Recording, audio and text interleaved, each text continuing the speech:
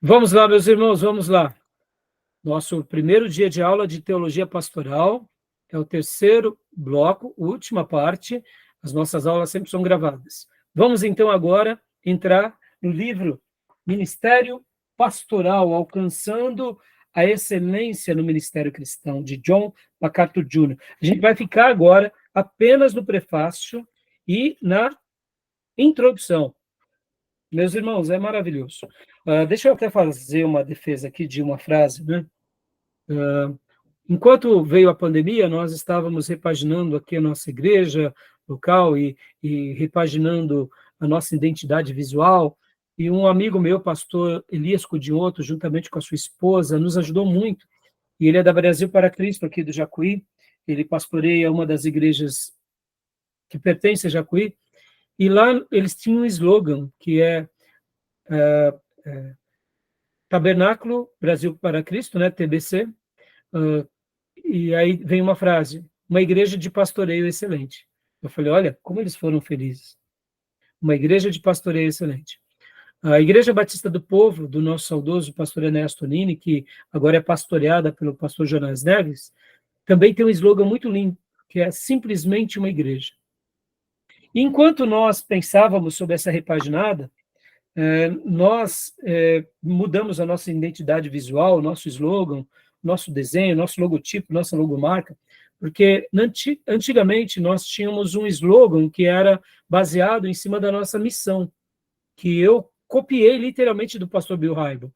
A nossa missão é vidas transformadas, não, ou melhor, a nossa missão era, né, ou ainda é, queremos transformar discípulos em verdadeiros, queremos transformar descrentes em discípulos de Jesus totalmente comprometidos e consagrados. Na matéria de administração eclesiástica e gestão eclesiásticas, né, e metodologia científica, nós trabalhamos em cima disso. E até hoje nós temos essa missão, essa declaração de missão, que eu copiei literalmente do pastor Bill Hybel da igreja de Willow Creek. Eu achei linda, existem muitas declarações de missões lindas, e logo depois que nós criamos o nosso logo antigo, tinha um dizer no logo antigo que é, logo embaixo, né, vinha o nome da igreja e vinha assim, vidas transformadas, transformando vidas. Um slogan muito lindo, por sinal. Um dos nossos obreiros aqui, numa certa reunião, ele citou essa frase, eu achei linda, e ela virou, inclusive, um slogan que tínhamos. E nessa repaginada que demos agora, depois da pandemia, nós colocamos um outro slogan, que aí eu também fiz uma adaptação do Tabernáculo Brasil para Cristo. E o nosso slogan é No Caminho da Excelência. A Igreja Batista Missionária no Caminho da Excelência. Eu gosto dessa ideia, né? E ali, a partir de então, a gente vem trabalhando muito nessa ideia de que tudo que fazemos na igreja, nós estamos no caminho, e aí eu coloco o caminho, inclusive eu vou até compartilhar aqui com vocês rapidamente, só para vocês verem, ó, olha que interessante. Deixa eu pegar aqui o nosso logo, né? Deixa eu abrir aqui o próprio YouTube, por exemplo, né? Olha só que interessante. Deixa eu abrir aqui e colocar aqui para vocês verem. Meu canal, seu canal, aqui. Opa, peraí, opa. Olha só que interessante, irmãos. Deixa eu compartilhar rapidamente, ó. Aí temos aqui o nosso logo, né? Nosso novo logo, estão vendo? Na Igreja Batista Missionária. O missionário é em destaque, né? E aqui colocamos o slogan, ó, no caminho da excelência, caminho maiúsculo, tudo maiúsculo, dando uma ideia de Jesus, né? E excelência, porque segui-lo é se aperfeiçoar a cada dia. Então, por que eu estou fazendo essa citação aqui? Porque agora que a gente vai trabalhar no livro do MacArthur, pode ver que é alcançando a excelência no ministério cristão, ministério pastoral, alcançando a excelência no ministério cristão. Eu vou estar compartilhando aqui agora com vocês a edição antiga, as primeiras edições. Esse meu livro, por exemplo, a edição dele é a 8ª impressão de 2012. Mas eu vou compartilhar aqui com vocês um material das versões anteriores, só para a gente poder estar pegando emprestado alguns dizeres dele. né? Então, é um PDF que é a primeira edição de John MacArthur, tá bom? Então, a gente vai aqui, ó, John MacArthur Jr., e corpo de docente do Master Seminário, pode ver? É corpo docente, aliás. Não é só ele que escreve, é um seminário junto com ele. Está entendendo qual é a relevância, irmãos? E aqui, o título, logo no início dessa obra, era Redescobrindo o Ministério Pastoral, moldando o ministério contemporâneo aos preceitos bíblicos, né? Então, quando foi lançado essa primeira obra, essa era a proposta. Aí, nas demais reimpressões, eles acharam por bem de mudar, mas eu quero que vocês levem em consideração essa ideia, tá bom? Tudo bem? Então, vamos aqui, irmãos, agora, logo aqui para o prefácio e introdução. Eu quero estar trabalhando com vocês aqui no prefácio e na introdução, porque a obra dele, ele vai trabalhar praticamente, em 4 partes. Primeira parte, perspectivas bíblicas. Segunda parte, perspectivas preparatórias. Terceira parte, perspectivas pessoais. E última parte, perspectivas pastorais. E assim ele encerra essa obra. É maravilhoso esse livro. Então, eu vou pegar emprestado aqui esse PDF, só para poder agregar aos irmãos, e principalmente aqueles que não têm esse livro. Mas como eu sempre digo, e tenho aqui, inclusive, todo o material, compre ele, ou em papel, ou digital, para que a gente possa estar abençoando também a impressora, ou melhor, a impressora não, a editora e o autor, tá bom, meus irmãos?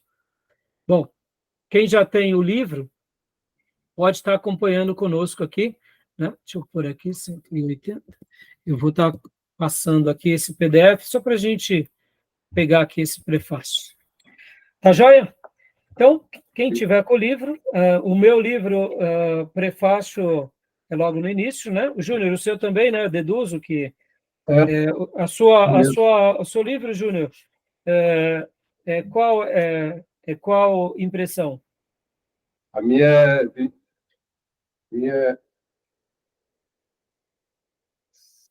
A minha é a 8ª, de 2012. A minha acho que é 18ª. Olha aí, tá vendo? Joia. Mas, então... É a 18ª impressão. Então, irmãos, né, não deixe de comprar o material, encomendem, graças a Deus é um livro que é fácil de ser achado, né? Pode ver a mesma capa, né, Júnior? Não mudou praticamente nada. Né? Então, leia para nós, Gil, por gentileza, a letra tá boa, Gil?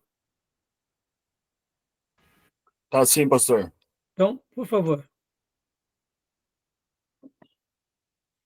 Em harmonia com os propósitos do Master Seminary, o alvo deste volume é encorajar e instruir e está essa próxima geração de pastores, missionários e professores, a oferecer à igreja a liderança pastoral exigida pela palavra de Deus. Dá uma pausa aqui. Olha só que esse seminário, que é o Master Seminary, ele está comprometido a fazer com que esta e a próxima geração de pastores, missionários, professores e liderança pastoral de uma forma geral resgatem esse papel do pastor e do desdobramento dele da forma que a Bíblia deixou. Por que há essa preocupação do MacArthur, irmãos? E de todo o corpo do seminário Master? É porque é normal de ver o quê? Que a igreja ela começa a crescer e ela vai separando os laicos, ou seja, os sacerdotes e os leigos. Então, quer dizer, a questão não é essa, a questão é, vamos lá, todos têm um dever. E não somente isso. Pastores, vamos viver toda a intensidade do ministério pastoral. Tudo que a Bíblia nos ensina. Não vamos ser profissionais da fé.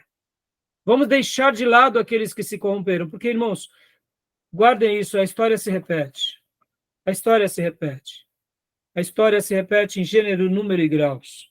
E se a gente não tomar cuidado, a gente vai ser essa geração que vai entregar uma igreja, talvez, quem sabe, menos fervorosa à próxima geração. A gente não pode colocar o nível para baixo, a gente sempre tem que colocar para cima. Então, essa é a proposta deles. tá bom? Continua para nós, Gil, por favor. Aqui, ó, de uma forma... Aqui. De uma forma altamente condensada, o Ministério Pastoral oferece boa parte do currículo de teologia pastoral do Master Seminário, cujo alvo é preparar homens que pastoreiem igrejas, ofereçam liderança pastoral no campo missionário e assumam funções pastorais nas suas responsabilidades do ensino institucional. Esta obra reúne-se às edições previamente publicadas, redescobrindo a pregação expositiva, introdução ao aconselhamento bíblico, oferecendo uma biblioteca de recursos pastorais em 3 volumes. Dá uma pausa aqui. Pode ver que eles fizeram um condensado, uniram várias grades. Por isso que eu falei na minha apostila que é a fina flor essa matéria. O Júnior, graças a Deus, já é um cristão bem maduro, a Maísa também, nosso irmão Tomé, que hoje não está na aula também, a irmã Cleusa já também tem bastante tempo, né, não está conosco hoje, né, o pastor Johnny já é pastor, Gil, João Obreiro, evangelista, ou seja, percebam como é bom vocês já terem passado por uma experiência, porque da teologia pastoral a um aluno, logo de cara, nas primeiras matérias, eu diria, é bom, mas é um pouco frustrante, porque ele não vai entender toda a complexidade desse suprassumo. Ao mesmo tempo, dar essa matéria no final do curso, eu acho que é maravilhoso, porque a pessoa ela começa a entender melhor o papel da pregação, do aconselhamento, do ensino, da liderança, da parte administrativa da igreja, de cada parte. E então, por isso que eles aqui fizeram essa obra, praticamente condensar todo o curso do seminário. Então, olha que interessante, né, irmãos? Bem interessante, não? E para quem já começou a ler o livro, o que vocês estão achando? Que legal. Achei bom. Eu estou achando maravilhoso. Muito bom. Eu, particularmente, sou apaixonado pela matéria do MacArthur, pelos livros, pelas obras, então, e outra, para mim, é especial. Então, Jóia, continua para nós? Ok. O Ministério Pastoral visa tanto pastores experientes como jovens em preparação ou em início de ministério. O livro conduz os pastores de volta às Escrituras, com autoridade básica no desenvolvimento de uma filosofia de ministério, uma vez que muitos pastores de nossa geração tornaram-se presas da lei do consumidor ou da filosofia de ministério voltada para o mercado. Este volume propõe-se a recobrar e reafirmar, restaurar uma abordagem bíblica do ministério pastoral.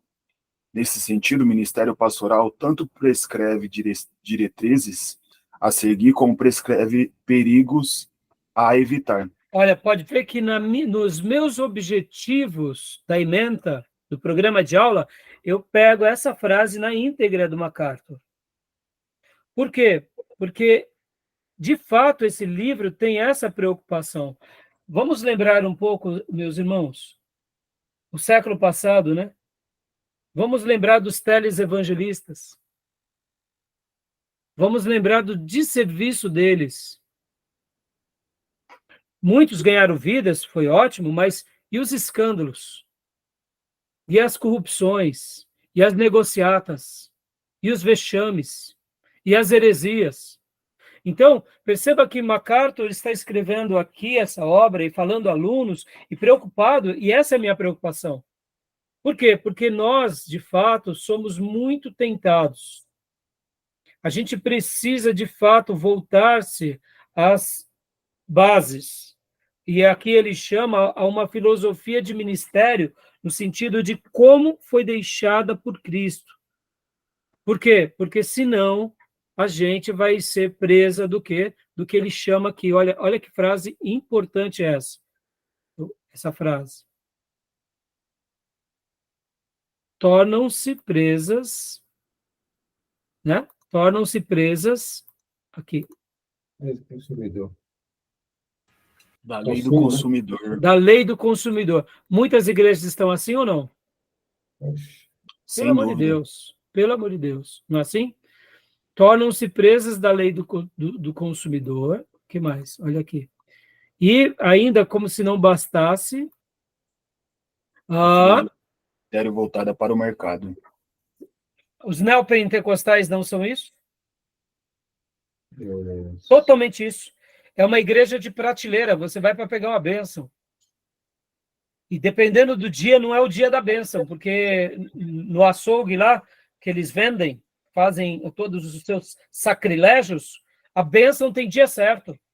Tem o amor Então, também. hã? Tem a do amor também, né? Vende o perfume do amor. E vende tudo, né, Júnior? As indulgências É. evangélicas. Né? Então, o que acontece, irmãos? Percebam como isso é sério, irmãos. A questão do marketing. O marketing tomou um protagonismo além do Espírito Santo. Por quê? Porque se você tem um bom marketing, para que você precisa do Espírito Santo? A psicologia de massa, ou seja, o lado emotivo de você seduzir as pessoas com uma música, com alguma coisa que leve elas à emotividade, vale mais do que tudo. Ou seja, perceba, irmãos, olha onde estamos, olha como estamos vivendo. Então, percebe o quanto esse material ele vai ser aqui uma voz da nossa consciência. E irmãos, todos aqueles que fazem um seminário ortodoxo, ou eles se consagram mais ou eles desviam de vez, não tem escolha. Porque a pessoa já sabe o que espera para si, o que Deus espera para ela no reino. E se ele se envereda por uma lei de consumidor, ou se ele se envereda também por a filosofia voltada para o mercado, ele está se autocondenando. Concorda, irmãos? Sim. Então, a minha proposta é trabalhar em sincronia com a MacArthur e com todo o colegiado deles, tá bom? Então, Gil, continua lendo. Alguma pergunta, alguma fala que vocês gostariam de dizer, irmãos?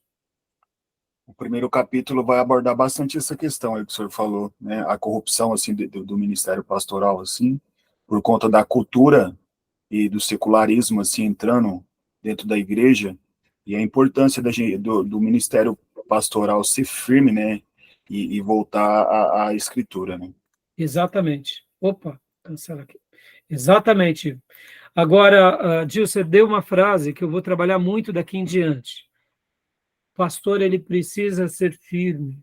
Agora, vem cá, deixa eu fazer uma pergunta para vocês. Lembra que eu, no módulo anterior, segunda parte das aulas de hoje, eu falei que eu ia deixar algumas perguntas da minha apostila para depois? Para a próxima aula, para o segundo dia? Por quê? Eu faço uma pergunta aqui, já antecipando alguma coisa. Os pastores, eles têm sido firmes? Hoje, quando um pastor é firme, o que as ovelhas fazem? Ah, sim. O Aí aprisco do lado. eles querem ouvir, eles querem não que o pastor tem que pregar a palavra, eles querem o menu dele. Eu quero tal coisa. Eles ditam o que o É. pastor tem que pregar. Porque se o Isso. pastor não pregar o que se querem, eles trocam o pastor. Isso é de igreja histórica, né, Júnior? Sim, Agora, sim. e quando você é neopentecostal, o pastor virou o quê? Um amassageador de egos. E aí tem uma frase muito linda de Spurgeon que diz: eu sou pastor de ovelhas, e eu não sou apacentador de lobos. Teve uma missionária, pastor, que veio lá da Índia, ela é do Brasil, a Paraíba, casou com o indiano, ela está na Índia, faz missões lá. Ela veio para o Brasil, ela foi em algumas igrejas aqui, e algumas igrejas não quiseram que ela ministrasse da forma que ela ministra, que é a cruz, a realidade do evangelho. Queria que falasse o que eles quisessem que falasse. Sim, sim. Entendeu? Júnior, é o que mais tem, Júnior. Hoje, Júnior, pode ver, os pastores, infelizmente, se tornaram animadores de auditório. Eles têm que inspirar em todo culto. Exato. E todo culto ele tem que inspirar, tem que motivar. É. Porque se eles não fizerem isso, eles não estão no espírito contemporâneo, eles não têm uma boa energia. Pode ver que até essa expressão energia virou algo como quase que uma mantra. Ah, o fulano tem uma boa energia, ah, o fulano não tem. Ou seja, se você fala as coisas que são benquistas pela maioria, você é dos nossos. E aí eu pergunto, como Jesus ficaria nessas igrejas hoje? Ixi, era expulso. E Paulo, então? Paulo era... Não que Jesus... Percebam, nós temos parte das mensagens de Jesus. Não temos todas. Mas podem ver, Jesus também não era benquisto. E Paulo, de contrapartida, nós vemos que Paulo já tinha esse dissabor. Então, o que Paulo hoje faria? Como Paulo seria Imagine visto? aquela mensagem que Jesus pregou lá, que comeu o corpo dele, o sangue, que os discípulos abandonaram lá. Aí ele falou, vocês também não querem ir? Aí Pedro falou, para onde iremos nós? Só o Senhor tem palavra de vida eterna. Com um grupo só. A palavra de Jesus era forte, pesada. Eles Pesada, né? não vão Exatamente. querer. Né? Então, joia. Continuando aqui, Gil, continua para nós. Ok. Não se trata de uma discussão completa sobre o ministério pastoral.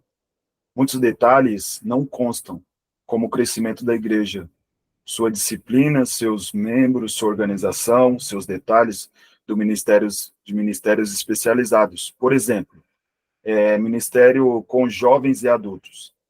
Este legado deixamos para outros fóruns. Além disso, nenhum capítulo esgota o assunto, oferecendo, pelo contrário, um tratamento geral introdutório. Espera-se que a amplitude desta obra seja o seu ponto forte, por lidar com a natureza bíblica do que deve ser o pastor como pessoa e como a maneira pela qual ele deve ministrar na igreja. Quando aqui ele se refere a ministrar, é como ele faz o que faz, na essência do que faz e por que faz. Não só na igreja, mas na vida. E deixa um legado para ser imitado por todos os seus membros. Tá bom, meus irmãos?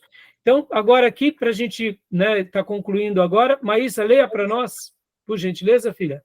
Mais especificamente, mais especificamente, os 3 objetivos de Redescobrindo o Ministério Pastoral são: 1. Validar os absolutos bíblicos do ministério pastoral exigidos por Deus, isto é, responder à pergunta: qual é a autoridade que temos para estabelecer uma filosofia de ministério? ou seja, dá um minuto só, por gentileza. A proposta é validar. Será que a gente realmente está querendo resgatar algo que é da nossa cabeça? Ou será que, de fato, as páginas de toda a Bíblia, no Velho Testamento e do Novo, tem essa figura de líderes que conduzem, mas não só conduzem de forma performática, mas, na essência, um rebanho? E eles são bem vistos, eles são quistos, eles são amados, são apedrejados, mas isso tudo tem base nas Escrituras ou é uma coisa da nossa cabeça, porque a gente precisa estar no controle de um grupo que dá dinheiro, que tem influência política, que acaba tendo recursos e gera recursos, porque, como Paulo disse, e é muito verdade que sobre essa questão de igrejas dá dinheiro e dá mesmo, será que, em virtude desse poder que se podemos ter e desfrutar, a gente está criando algo novo? Ou será que realmente a gente está buscando em algum lugar essas premissas, né?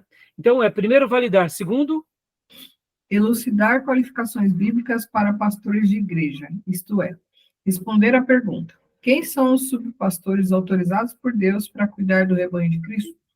Por que subpastores? Já que ele é o pastor por excelência. Nós não somos os pastores por excelência. Somos pastores por um tempo a serviço de Deus durante o período que ele nos permitir viver. Até porque a igreja é de Cristo. Nós não temos uma igreja, servimos uma igreja durante algum tempo, alguns dias, meses, anos ou décadas, até o próximo líder assumir juntamente com o próximo colegiado. Mas é elucidar diante das Escrituras. E, terceiro, delinear as prioridades do ministério pastoral, isto é, responder à pergunta: quais são os fatores envolvidos em um ministério pastoral fundamentado nas Escrituras? Joia. Ou seja, né, além de estar dando essa premissa de elucidar, ou seja, será que pastores, depois que se tornam pastores, dentro dessa questão da elucidação, na caminhada não se perdem? Não pegam alguns atalhos? E aí precisam voltar? Saber qual é o seu devido papel? Uma coisa é você ser o diretor de uma empresa, outra coisa é você ser um pastor de uma igreja. E delinear, mostrando quais são essas prioridades. O que está envolvido? O que a Bíblia ensina? Qual deve ser o meu papel? Uma coisa é o mercado de trabalho, outra coisa é a administração de uma empresa, outra coisa é a igreja. Elas são parecidas, mas são distintas. Uma coisa é uma instituição, outra coisa é um organismo. Tá bom, meus irmãos? Tudo bem até aí? Ok. Tranquilo? Tranquilo. E para a gente encerrar, vamos ler aqui o livro Esboça 4 aqui. Leia para nós, Maísa, o livro. O livro esboça 4 grandes categorias que vão da Bíblia à prática. Incluem 1. Deixa eu dar uma pausa aqui. Ó, Júnior, lembra que há pouco você falou bastante, né, no primeiro encontro nosso, no primeiro bloco da aula de hoje, a questão da prática. A questão da prática. É isso que importa. Mas agora, deixa eu só dizer uma coisa, irmãos. Se nós não temos teoria, a gente pode ter uma prática vesga. A prática ela é importante, mas ela só se torna relevante, muito importante, se a nossa teoria ela está fundamentada, de fato, nas Escrituras. Porque eu posso até ter práticas, né? Os pentecostais, o que eles mais têm é prática, mas eles são vesgos. São vesgos nas Escrituras, são vesgos no cristianismo, são vesgos na ética. Por quê? Porque eles não estão preocupados com a teoria. Eles desprezam a teoria bíblica, usam do que convém, fazem aquilo que na hermenêutica condena, né? Porque um texto fora de contexto só serve de pretexto, mas eles têm prática. Então, a prática por si não diz tudo. Eu tenho a teoria e a prática. Pode ver, a nossa vida como cristãos e de igreja é teoria com prática. São as duas asas do cristão. Né? Então, é muito importante isso. Por isso que esse livro ele tem isso, ele pega da Bíblia à prática. Jesus tinha isso, ele veio e nos deixou os seus ensinos, porque ele leva-nos à prática. Assim é a igreja primitiva, da teoria à prática. Então, a gente vai trabalhar muito bem isso, tá bom? Beleza até aí? Tranquilo? Então, Como, Júlio? E a piedade, né? Sim, quando eu uso muitas vezes o termo piedade, piedosos, é uma vida de prática, né? É uma vida de prática em devoção. É uma prática que tem devoção. A piedade nada mais não é simplesmente uma atitude piegas, né? No sentido pejorativo, de religião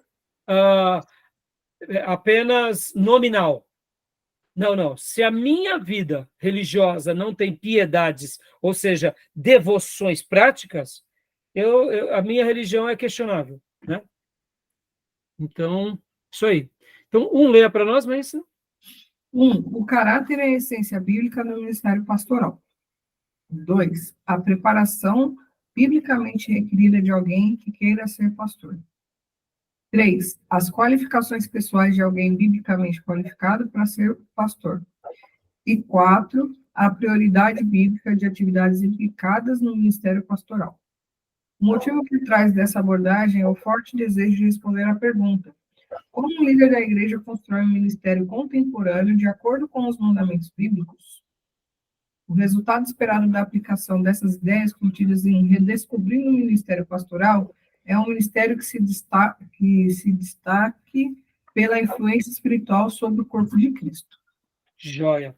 E aí vem, né, as demais falas do nosso querido pastor, e ele agradece, né, aqui, porque ele, juntamente com o Master Seminário, fizeram essa obra, e ele aqui congratula, assinando, ele, o Richard Mayburn e o Robert Thomas. Então, meus irmãos, eu não tenho dúvida que a gente vai passear, se deliciar, refletir, contra-argumentar, se autoavaliar em tudo, porque nós estamos num projeto que não é nosso, é de Deus, e eu não tenho dúvida que seremos muito abençoados, e que vocês vão pensar E assim, ao mesmo tempo, eu queria concluir com essa fala. Ao aprender algo, exercitemos a compaixão. Não usemos da bazuca teológica para matar aqueles que estão no erro, tá bom? Porque o seminarista e o pastor que se redescobre, muitas vezes ele acaba pecando agora porque ele se torna um fariseu também. Ele começa a denunciar. E denunciar tudo e todos como se ele fosse o Redentor, como se ele fosse a quarta pessoa da Trindade. Cumpra o teu papel. Fale o que você realmente entender, pregue, ensine, mas, sobretudo, ore por aqueles que estão no erro. Ore por aqueles que estão cegos. Ore por aqueles que foram presos pelo mercado, ou por aqueles que se deixam levar, como ele bem disse, né, pela filosofia de mercado. Porque muitas pessoas estão nessas igrejas, ou se deixaram levar, porque eles até acham que estão certo, porque eles foram ganhos nessas igrejas. E aí é essa hora que a gente tem que ter compaixão, a gente tem que ter uma mensagem bíblica, temos que ser firme na mensagem, não negociar, mas, sobretudo, fazermos como Jesus fazia, como os apóstolos faziam, porque, irmãos, o diabo ele é sujo, ele é astuto, existem sim os seus lobos com vestes de cordeiro, mas existem muitos homens de Deus perdidos nesses lugares e mulheres que a gente denuncia, porque um dia eles foram evangelizados por esses, e lá eles estão cegos, seguindo outros cegos, mas creiamos que o Espírito Santo que trabalhou em nós vai trabalhar neles, porque se Deus levantou Lutero do meio da Igreja Católica, por que não pode levantar muitos outros luteros do meio dos neopentecostais, ou mesmo dentro daqueles que são hipócritas? Pode sim. Se Deus fez um dia, ele vai fazer de novo. E a gente não pode duvidar do poder de Deus. A gente tem que ter esperança, mas sejamos firmes. E se Deus também nos der uma palavra, sejamos boca de Deus, mas vamos tomar cuidado, porque muitas vezes a gente acaba sendo, eu diria, seminaristas que usam a bazuca teológica para matar. E dizer a verdade matando, não estamos no espírito cristão. Né? É por isso que nós pregamos, e falamos, e vivemos. E como dizia o meu saudoso mestre, o pastor Enéas Tonini, quando começava o culto, lá no seminário, Esteminete, ele dizia: quem é crente, me siga. Quem é crente, me siga. E é isso que um pastor tem que fazer. Ele tem que dar o exemplo e dizer: quem é crente, me siga. E vamos criar uma igreja, simplesmente uma igreja, onde tenha pastores de excelência, onde estejamos no caminho da excelência, e que, sobretudo, o Espírito Santo, por nosso intermédio, exale o bom perfume de Cristo, e que a gente possa, assim, deixar marcas poderosas onde quer que a gente chegue. Tá bom, meus irmãos? Porque a luta é grande. E o diabo está aí, ó. Está aí para tentar se levantar mesmo. Tá bom? Beleza? Sim. Alguma pergunta? Alguma Não, fala? tranquilo. Tranquilo? Só de você foi um pouco crítico aí e generalizou um pouco com os pentecostais em geral. Não, os pentecostais são bênção também. Eu falei neopentecostais, né? Ah, tá. Neopentecostais. Os pentecostais são bênção. Mas, sabe, Júnior, e assim, até dizer uma coisa, né?